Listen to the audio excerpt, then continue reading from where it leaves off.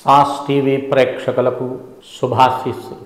Sauce TV మాధ్యంగా అనేకమైనటువంటి ధార్మికమైనటువంటివి, ఆధ్యాత్మికమైనటువంటివి విషయాలు మనం గ్రహిస్తూ ఉన్నాం. చక్కగా అందరూ వీక్షించి మన ధర్మం యొక్క వైభవాన్ని గ్రహించి జీవితంలో మనం ఎదుర్కొనేటటువంటి రుగ్మతలకు శాస్త్రౌషధాన్ని గ్రహించి అందరూ కూడా తరించాలని నేను ఆశిస్తున్నాను. అందుకని పొడి మాటలతో అర్థమయ్యేటటువంటి విషయాల్ని, అనుష్ఠానానికి యోగ్యమైనటువంటి వాటిని ఇలా చెప్తూ నేడు మానవుడి యొక్క కర్తవ్యతా భావం, అంటే మానవుడుగా పుట్టినందుకు ఓ కారణం ఉంటుంది, ఓ కర్తవ్యం ఉంటుంది కదా అండి. ఆ కర్తవ్యం ఏమిటి అనేది మనం గ్రహించాలి. ప్రతి ఒక్కరికి ఏదో ఒక కర్తవ్యం ఉంటుంది. మనుష్య జన్మ అంటే ఏమిటి చూడండి, ఆహారము, భయము, నిద్ర, ఇవి మనుషులకి పశువులకి సమానంగా ఉంటాయి. నిద్ర నీకు వస్తుంది, జంతువులకి వస్తుంది. ఆహారాన్వేషణ నువ్వు చేస్తున్నావు, జంతువులు చేస్తున్నాయి. మైథున క్రియకు, సంయోగ క్రియకు నువ్వు తపిస్తున్నావు, జంతువులు పశుపక్షాదులు అవి తపిస్తున్నాయి. కానీ వాటికి సీజన్ ఉంది. అంటే ఎన్ని సమానం ఉన్నాయి. నువ్వేం ప్రత్యేకించి నీకు భగవంతుడు ఒక స్వల్పమైనటువంటి, అంటే రేపేం చేయాలి అనేటటువంటి బుద్ధిని నీకు ఇచ్చాడు. ఆ బుద్ధి ద్వారా నువ్వు ఏం చేయాలి, నీ జన్మ యొక్క ఉద్దేశాన్ని గ్రహించి నువ్వు తరిస్తూ ఇతరుల్ని కూడా తరింపచేయటమే ముఖ్య ఉద్దేశం. విద్య యొక్క ఉద్దేశం ఏమిటి? నువ్వు బ్రతకటం కాదు, నిన్ను బ్రతికించేది విద్య కాదు, ఇతరులను కూడా నువ్వు బ్రతికించాలి. ఈ సమాజాన్ని నువ్వు కాపాడుకోవాలి. ఎందుకంటే సమాజంలో ఉన్నప్పుడు నీకు తెలిసిన ధర్మానుష్ఠానాన్ని ఇతరులకు తెలియచేయాలి. అందులో ముఖ్యంగా నేటి కాలంలో ఏం జరుగుతుంది? శాస్త్రాధ్యయనం లేదు. కేవలము మనము ఒక సెల్ ఫోన్ ప్రపంచంలో అందరం బ్రతుకుతున్నాం. నిద్ర లేచింది మొదలు ఖాళీగా కూర్చున్నాడంటే వాడి చేతిలో సెల్ చూస్తూనే ఉన్నాడు. కాలం మహిమ ఇది. ఇది ఎవరిని మనం దూషించటం కాదు. కాలం యొక్క పరిస్థితి ఎలా ఉంది, విజ్ఞానం పేరుతో మన యొక్క ఆయురారోగ్యాలు కూడా మనము లక్ష్య పెట్టడం లేదు. సోమరులు అయిపోతున్నాము. ఒక్క మాటలో చెప్పాలంటే మీకు బాధ కలిగిస్తే క్షమించండి. ఇక మానవుడి యొక్క కర్తవ్యాన్ని ఈరోజు శాస్త్రాల్లో ఏం చెప్పినారో, అసలు ఏం చేయాలి మానవుడు అనేది ఈరోజు మనం 4 మాటల్లో తెలుసుకున్నాం.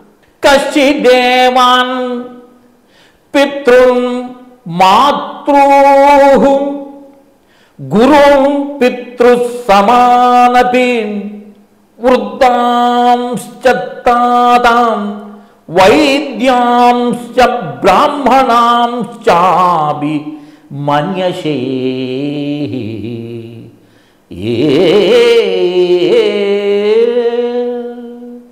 అంటే ఏం చెప్తున్నాడంటే, మొట్టమొదటిగా తల్లిదండ్రులను గౌరవించటం, వారు చెప్పినట్టు నడుచుకోవటం.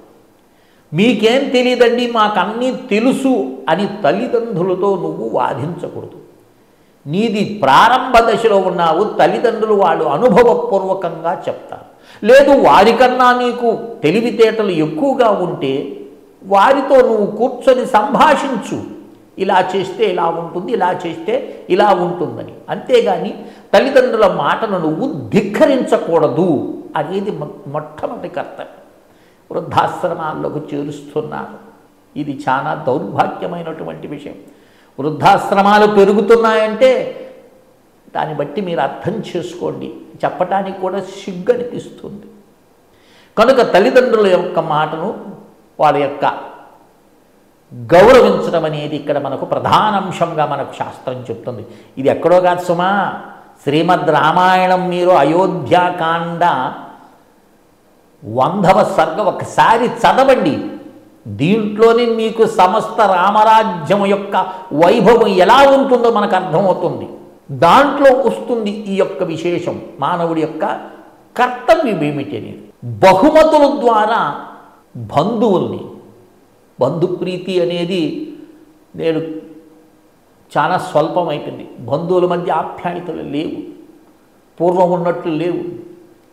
బంధువుల యొక్క ప్రేమానురాగాలు తగ్గుతూ ఉన్నాయి.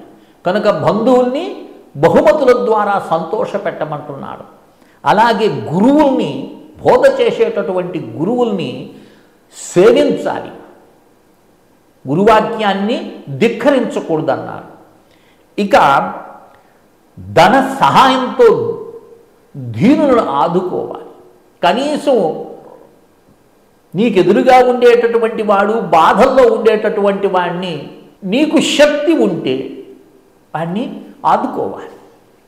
ఆదుకోవంటే నీ ఆస్తులేమి రాసి ఇవ్వలేదండి, నేనున్నాను అని చెప్పటం కూడా ధైర్యం ఇచ్చినట్టే.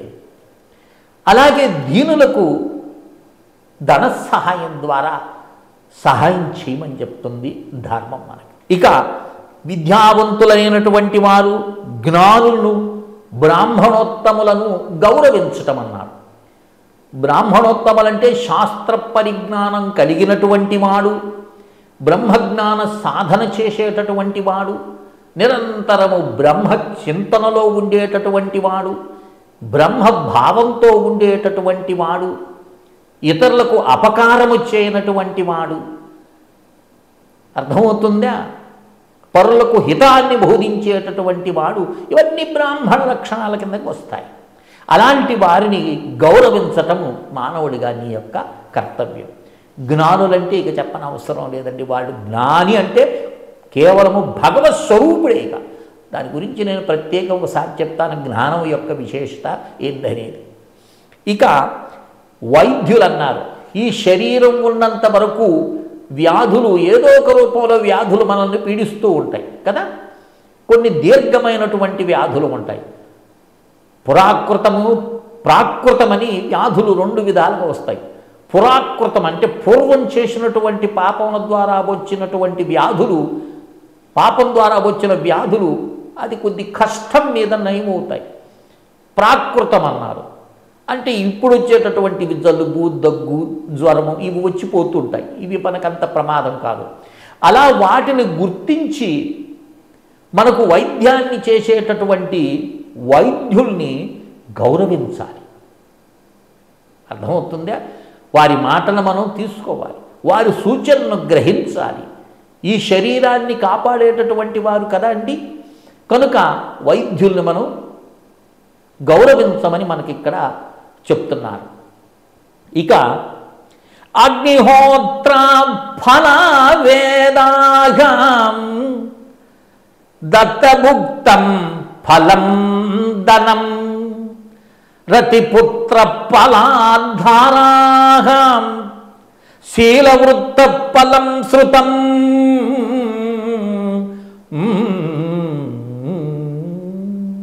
భారతం అంటుంది ఏంటంటే, ఒకవేళ నువ్వు వేదం నేర్చుకున్నావనుకో, వేద పరిజ్ఞానం నీకు ఉందనుకో, నువ్వేం చేయాలి? అగ్నిహోత్రుడికి ఆహుతులు అర్పించి ప్రకృతిని రక్షించాలి. అగ్నిహోత్రంతో యజ్ఞయాగాదులు చేస్తే ఏమవుతుంది అనేది మనకు అందరికీ తెలిసినటువంటి విషయమే. కనుక అగ్నిహోత్రంతో యజ్ఞయాగాదులు చేయాలి, వేదం నీకు తెలిసి ఉంటే. అలాగే ధన సంపద లభించిందనుకోండి, పూర్వజన్మ విశేషం చేత నీకు ధనం లభిస్తే ఆ ధనాన్ని ఏం చేయాలి? నువ్వు ఒక్కడే భోజనం చేయకూడదు సుమా, 10 మందికి ఇవ్వాలి. అందుకే చెప్తారు, కలియుగం ప్రారంభం కావానే లక్ష్మీదేవి నేరుగా వైకుంఠానికి వెళ్ళింది. వెళ్ళిన తర్వాత ఏం మహాలక్ష్మి ఇట్లా వచ్చేసినావు అని స్వామి ప్రశ్నిస్తే, కలియుగం వచ్చిందండి, అక్కడ కొంత ధనం ఉన్నా నెత్తికెక్కిపోతున్నాయి కళ్ళు, అలాంటి వారి దగ్గర ఆ లోకంలో నేను ఎలా ఉండేది అని అమ్మవారంటే, లక్ష్మీదేవికి నీకు తోడుగా నేను ఒక ముగ్గురిని పంపిస్తాను లక్ష్మి, వాడు నిన్ను కాపాడుతారు అని అన్నాడు మహావిష్ణువు. ఆ ముగ్గురు ఎవరో తెలుసా? ఒకడు రాజు, మరొకడు దొంగ, ఇంకొకడు వైద్యుడు అన్నారు. అదేమిటండి?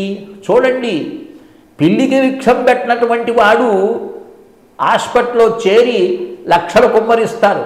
ఏనాడు దానం చేసినటువంటి వాడు కాదు. లక్ష్మీదేవితో వచ్చారు కదా వైద్యుడు అని వాడు రక్షిస్తుంటాడు, ఆ ధనాన్ని ఆ విధంగా ఖర్చు చేపిస్తూ ఉంటాడు. ఇక దొంగలు దోచుకొని వెళుతారు.